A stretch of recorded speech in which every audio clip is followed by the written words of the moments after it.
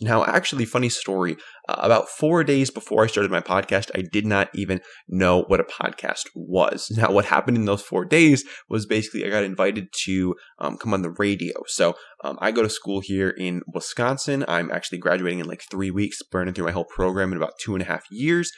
So that's pretty nice. I kind of realized I didn't want to spend any more time at school than I had to, just because I have plenty of stuff to work on outside of school. So basically, I got invited to speak on my local radio station a little over 2 years ago. They wanted to have me in to talk about some of those businesses that I was working on, growing Instagram pages, social media marketing. I was running a couple businesses, making some money as a college student. They thought it would be pretty cool to have me in, have me talk on the radio. I was like, sure, why not? I've never been on the radio before, never done an interview before, but I mean, I'll try it out. I'm somebody who will try anything once. So I show up at the radio, I do this interview. It goes really, really well. I am having so much fun and I really enjoy it. And I'm walking out of the booth and I'm like, dang, that was so fun. Like, how can I do more of that?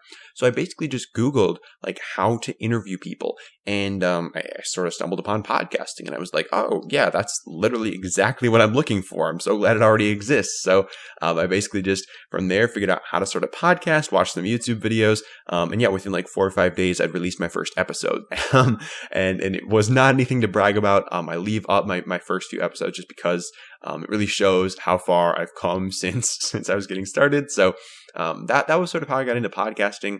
It was pretty random, honestly. Just going on the radio, getting interviewed, and then from there I was like, I'm gonna do more of this, and then so basically got started, and then from there I was just hooked.